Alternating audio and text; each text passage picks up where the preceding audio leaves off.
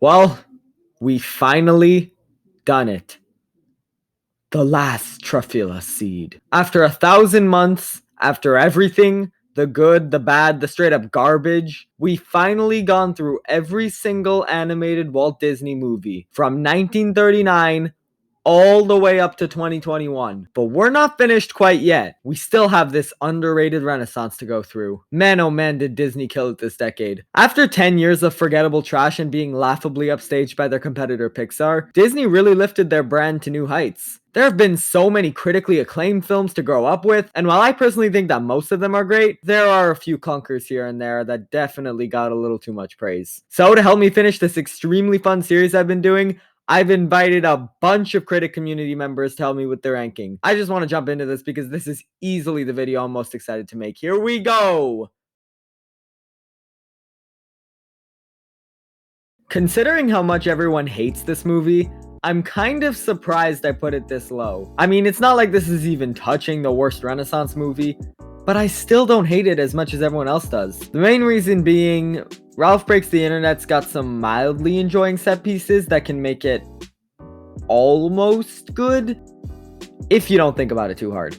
But if you do, yikes. It's obviously a film made by a studio and not a creator, but as a fan of Disney pop culture, I really enjoyed myself during the second act. The plot was clearly made to ride around the merchandising, and the main story really wasn't that interesting. But I did like the message no matter how poorly executed, and I thought it was pretty gutsy for a film like this. As you said, it is good enough to enjoy as long as you don't think about it too much. The most egregiously terrible thing about this movie is just how little connective tissue there is between the handful of decent lines and the onslaught of Disney advertisements. The first movie had the perfect balancing act between product placement arcade games and a story that was really well told. The second one is almost the complete opposite. The Disney world is shoved into your face and the story isn't strong enough to hold these details up. It's just about Ralph going through the internet and making a viral video. And that means we have to spend a lot more time going through unfunny representations of the internet. Also, I know many have mentioned this, but there wasn't really a main color palette in the original movie because the worlds were so varied and the main setting, Sugar Rush, had so much creativity poured into it. This internet is just so blue and boring comparatively.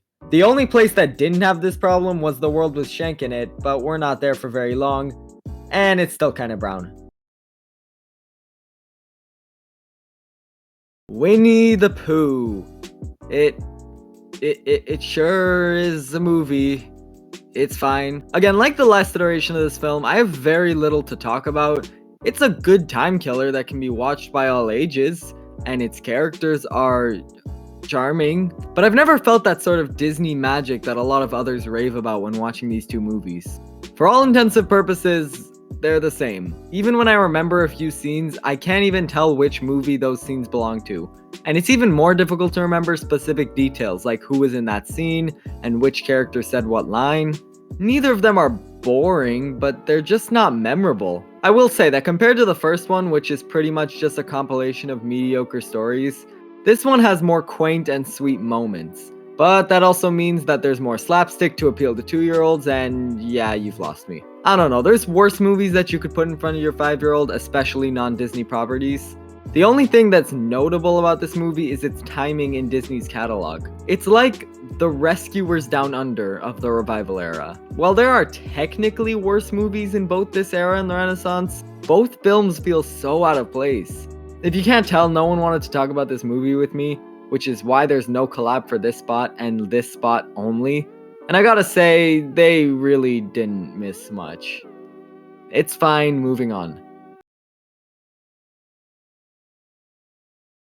Frozen 2 is one of the weirdest amalgamations I've ever seen constructed for a modern family audience. It's obviously banking off the insanely successful Frozen, which I personally still enjoy, but this was a major step down in nearly every way and also felt like it was a part of a completely different world from that initial film. I think that after all of the hype, glowing reviews, and constant marketing and merchandising, they kind of forgot what made Frozen so accessible in the first place. Surprisingly, despite this being the highest grossing Disney movie to date, it really left no impact on the Disney canon at large. When Frozen came out, so many people raved about how incredible it was, and how awesome the songs were, and how they wanted to buy every Frozen stuffy, shirt, sweater, pant, and sock known to man. When Frozen 2 came out, There was a lot of merchandise that seemed to always be in stock, and no one talked about it further than that. The story leaves so little to grasp onto that it ends up being really vague and not well put together at all. I think what I hate the most about this sequel is how the story comes together. It pulls this whole "this has been going on in the background the whole time" cliche without putting any thought into how it would actually integrate itself into that first film. The lazy backstory writing for the parents and these two villages is just so uninspired and unspecial to me. It just feels like they pulled that right out of there. The film is incredibly clunky all the way through, but then it has one of the most abysmal endings I've ever seen to an animated feature. It undercuts any of the drama or emotional weight because it just erases all of the damage like you're watching, I don't know, Miraculous Ladybug or something, and every single problem just magically vanishes and everything becomes so abrupt. Also, I really hate this forced humor that doesn't really belong in certain sequences, and it's just downright irritating me. Olaf's jokes are the epitome of this. It's like they completely forgot how to write him, and he feels like a useless tag-along as a result. He has some good moments though, and the comedy isn't abysmal or anything like that. Sometimes the nature scenes are really gorgeous. Elsa's more fleshed out here, there's a couple decent songs that aren't memorable. Yeah, there's some decent things in this movie. Still, it leaves you feeling empty, and that doesn't really improve upon a rewatch. It's an unfortunate mess. This used to be one of my favorites. Actually, I think at one point I called this my favorite movie of all time.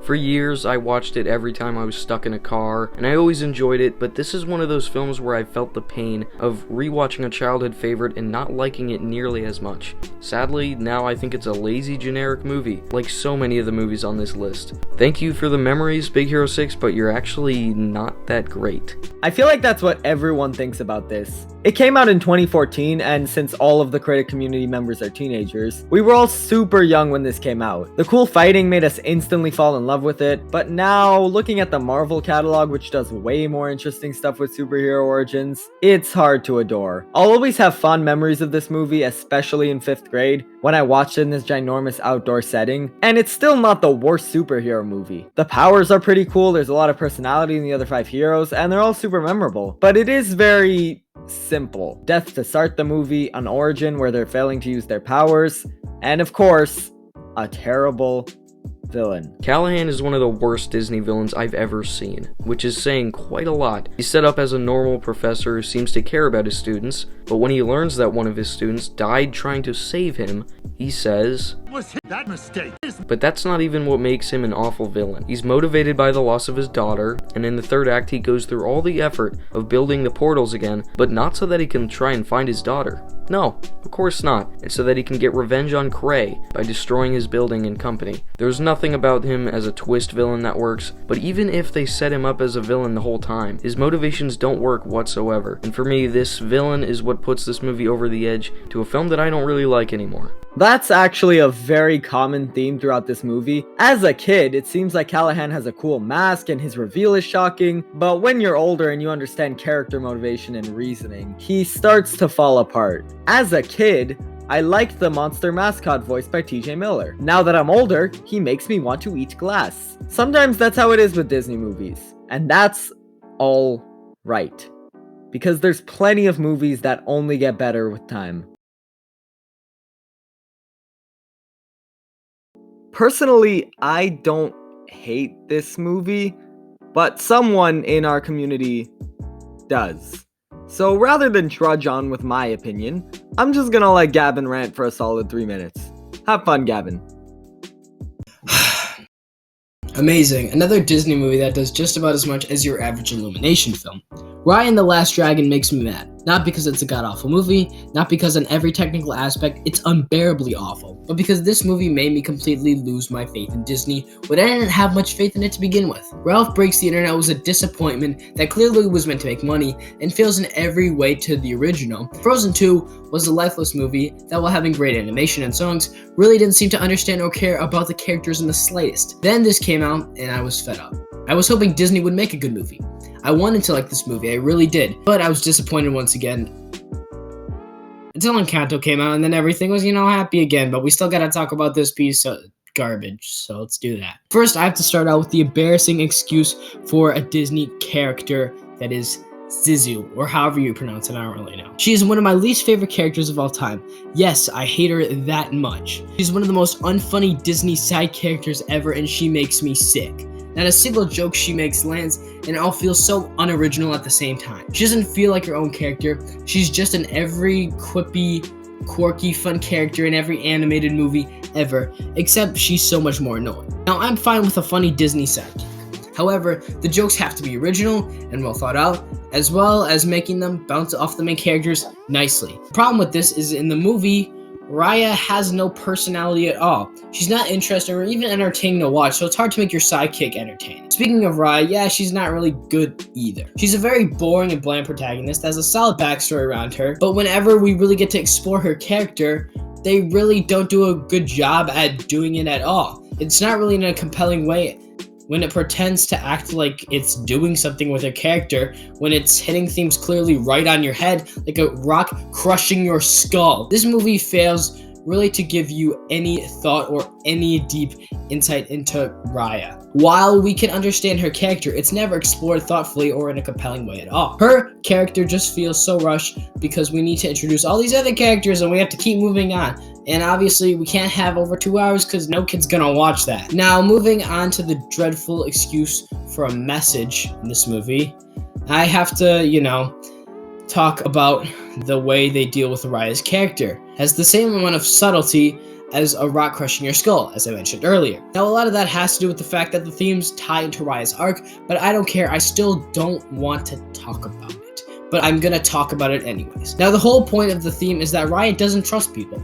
She's afraid to trust people because of what happened when she was little. However, when this happens, she somehow trusts all these people to go on a journey with her when she apparently has trust issues. But we need big adventure or whatever instead of an actually decent and consistent story for whatever reason. The theme overall just feels rushed and not very well done, kind of like the entire film. I could go on much longer with this movie and really dive into it, but that would be a 3-hour video, and for your sake, I won't do that. Raya is just a film that's so shockingly bland and unoriginal in every single way. The only mildly decent things about this movie are the animation and score, which isn't even that great to begin with. It's just a movie that sadly makes me disappointed to be a Disney fan, and nothing more, really.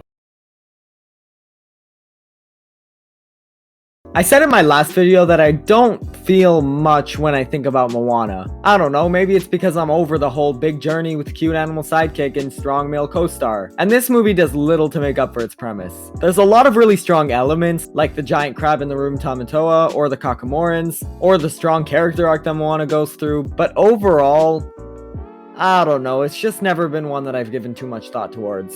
Tamatoa is shiny. That's all I ever think about with this movie. I mean, theoretically, it does everything a good Disney film should do. It's got good characters, great animation, and great songs. It's perfectly fine, just not one I personally would ever choose to watch, or even think about. In some ways, it summarizes this whole revival era. For most of it, it's not bad at all, but it is a little generic and forgettable. Again, it's fine. I wouldn't have a problem if someone chose to watch it. It's just not my favorite. The other two movies I'm talking about in this video I have quite a history with, but Moana not so much. It's one of the many decent Disney films that I have no connection to. The only real memory I have from this is going to a chalet with like 50 of my family members and watching it with screaming children. That was fun. Just like Micah, it was never a Disney movie that I watched religiously. It can't be called a bad movie though, not by a long shot. It's clearly got a lot of creativity put into it, especially with Tamatoa. No, not tomato, stupid autocorrect. The crab group is also a super creative obstacle, and I have a lot of fun with them. But I don't know, Moana has never been one of my favorite Disney princesses. I mean, she's not the first headstrong princess, and the execution of her was pretty meh. It kind of seems like she tells us that she's a strong leader, rather than showing us how influential she is. I mostly blame Maui for that, for rendering her kind of powerless in that regard. Encanto is pretty decent. Nothing amazing or outstanding, but compared to the last 3 cinematic disasters that have happened, this is definitely a step up.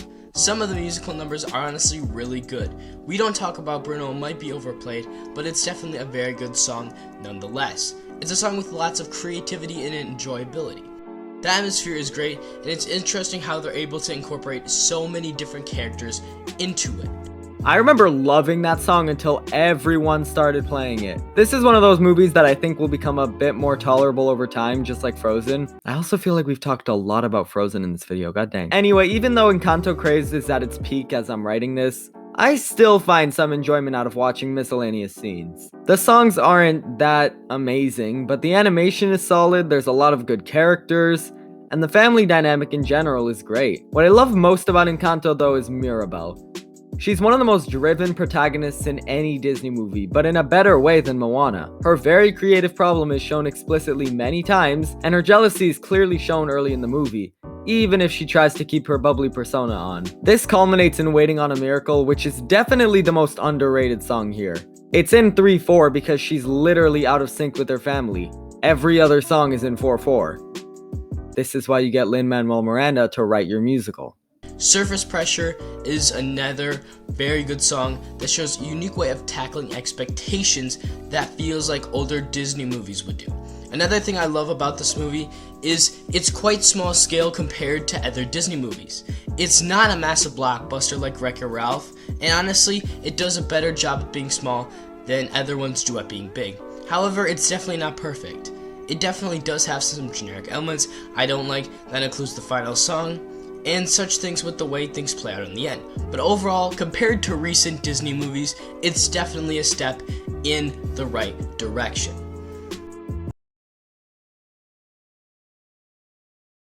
Zootopia is almost too adult for Disney. I'm not saying that Disney has never made a movie with adult concepts in it, but I can't think of one that they've made that has this many references to adult themes. I mean, for a movie about two animal detectives, there's so many references to the time after the Civil War that it's kind of insane, drawing a really interesting line between predators and prey and African Americans and white people. Definitely one of the most controversial concepts they've ever come up with. This idea would be interesting enough on its own, but the movie doesn't stop there. It includes some of the best characters Disney has ever created. The amount of chemistry Judy and Nick have is insane. I actually think that it is perfectly understandable for children. It is rooted in its own story, but it works perfectly fine even without being an allegory for a more serious subject matter. The film really creates a beautiful, smart, creative environment with distinct, memorable settings throughout.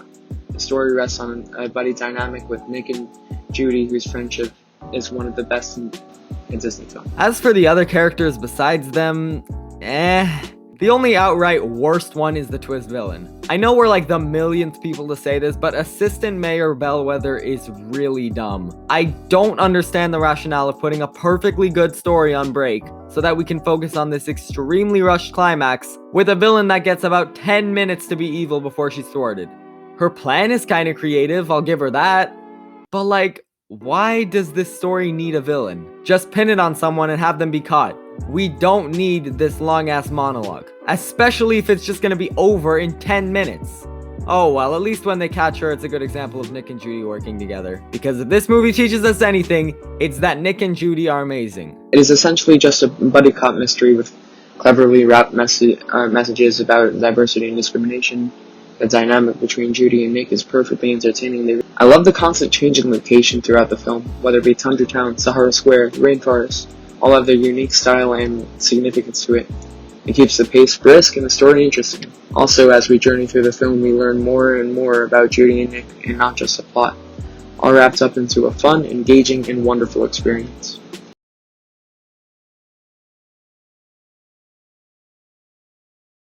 I find this one to be quite underrated personally. While it's extraordinarily forgettable overall, I still remember the wonderful flourishes in the animation style, and the songs were pretty bouncy and all, but nothing about it really stuck with me after viewing it. My memories of this really consist of a lot of nostalgic feelings. I missed when Disney flicks were directed in a really energized and colorful way, but most importantly in that 2D aesthetic. Man, I really miss the classic hand-drawn look, and this is unfortunately the last of its kind, and it really makes me sad. I have a soft spot for that style of animation, and it unfortunately doesn't really happen anymore. I like The Princess and the Frog a lot, but it isn't anything I find myself rewatching very much. It's a good movie. A lot of the swamp scenes paint a picture of a woman who needs to be able to appreciate the small things in her life. I love this specific scene where Tiana teaches Naveen how to cook properly. She's someone who has constantly worked to the point of not enjoying her life, whereas Naveen is a prince who is so lazy he can't do any basic activity. He even says as much halfway through the movie. There's also a lot of additional add-ons that I really love. Dr. Facilier is an amazing antagonist whose design and dialogue are some of the best parts of the film. Like Ethan mentioned, the animation really stands out, not only for being 2D, but also being colorful and really textured. I feel like you can taste a lot of the environments in this film. The songs are fantastic, I love all the side characters, I love the Disney magic that is just oozing out of this film. I just really dig this one. It's an extremely heartwarming movie, and I think the reason why a lot of people don't care for it is because it's not Disney's most grand movie. Or maybe they just don't like the swamp scenes that flesh out the characters, I don't know. Although even I have to admit, the Hunter subplot is pretty forgettable.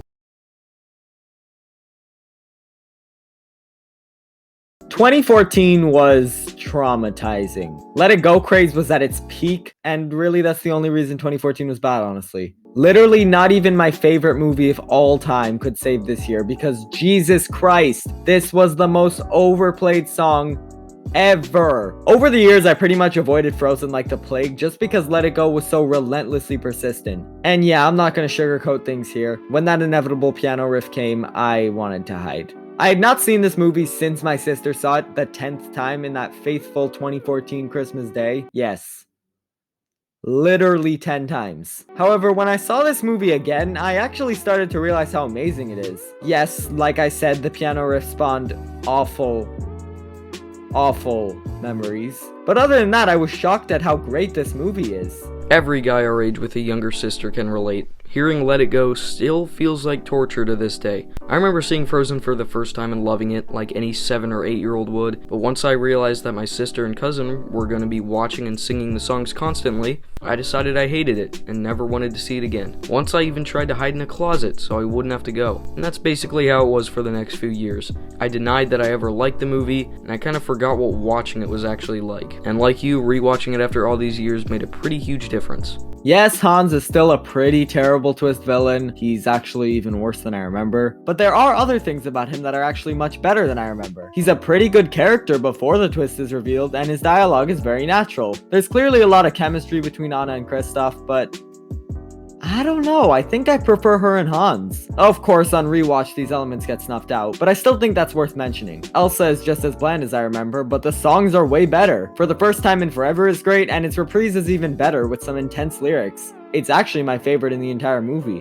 While I can't say I think it's great, there's nothing to hate about the movie itself. It's just a shame the fans ruined it for so many other people. The same exact thing is actually happening with Encanto too. If we're talking about the actual movie, not just our memories with it, the message is easily one of the most interesting in recent Disney films. The characters are a mixed bag, but Anna is pretty great, and the music is for the most part very good. Overall, a solid film, but I don't know if I'll ever fully get over all the bad memories it gave me.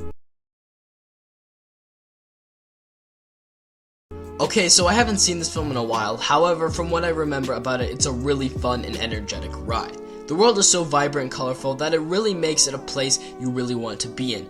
The sheer concept of them being in this world filled with arcade games leaves a lot of room for references. However, they're not overblown. They're used here and there, but they're not overblown to the point where the story is focused on these pop culture references. It all is so concise and perfected to excellence. I love the relationship between Vanellope and Ralph. It feels so genuine and real. This whole movie just feels almost perfect to a T. Ralph and Vanellope have an amazing bond, and you feel for their relationship throughout the movie. They're super compelling as father and daughter, which works surprisingly well. I like how perfectly paced their relationship is, which grows from hating each other, to having a real friendship, to that fantastic scene where he smashes her car. Honestly, this is probably one of the saddest scenes in all of Disney. And I can actually say that because I've seen every movie now. Oh wait, never mind. The saddest scene in all of Disney is the entirety of Black Cauldron. It also makes King Candy even more of a threat. Speaking of which, King Candy is conceptually brilliant. He has such a daunting presence while also being a legitimate threat to their blooming relationship. I love how expertly he manipulates Ralph into doing what he wants. It's honestly fantastic writing. Of course, when we're discussing the problems, there definitely are some, but besides a few issues with this movie, it's able to make a delightful and fun experience.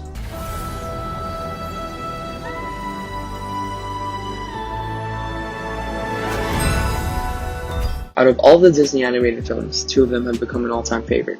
If you know me at all, you know what the other one is. But if that other movie didn't exist, Tangled would be my favorite Disney film. It is pretty much perfect in every way imaginable. The songs, while definitely not as strong as the others, are definitely memorable and serve a purpose in the story. The animation still holds up, and the scene with the floating lights is one of the most beautiful Disney scenes in any Disney movie. They found the perfect way to adapt the story into a feature-length film, which I didn't think was possible. Easily one of the funniest Disney films out there with a great supporting cast. The stakes felt real, unlike the other Disney films, and the sacrifice at the end was beautiful and fit the characters so well. It is constantly entertaining throughout and would be a great adventure movie on its own.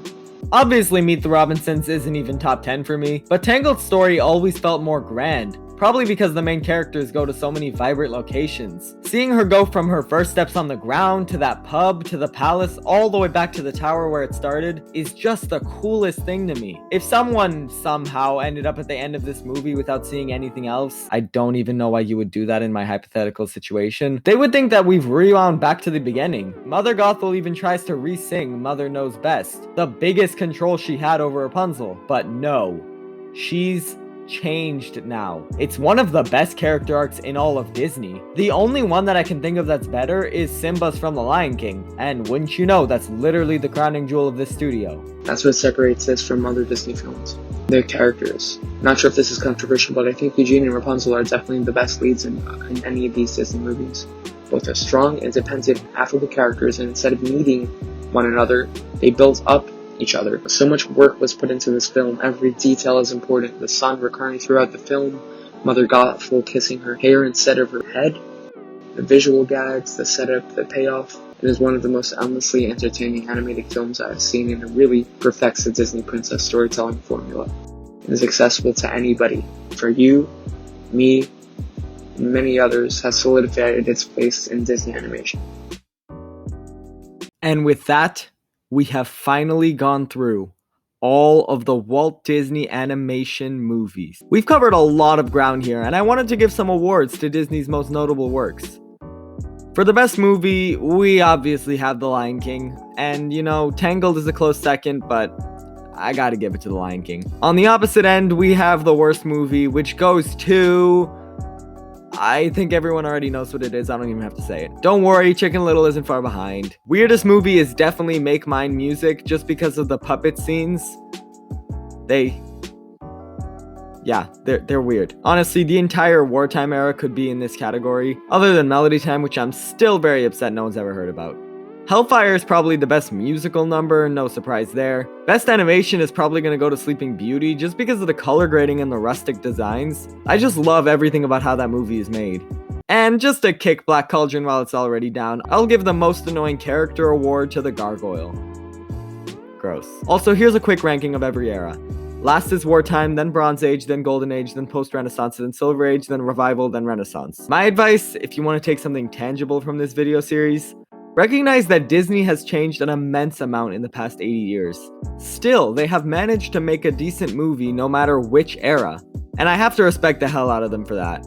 The reach and influence of this company is indescribable, and its output is usually good, at the bare minimum. Here's to decades more of fantastic movies from this iconic studio. Thank you, Disney, for all the people you inspired, for all the joy that you created, and the characters that shaped generations of film.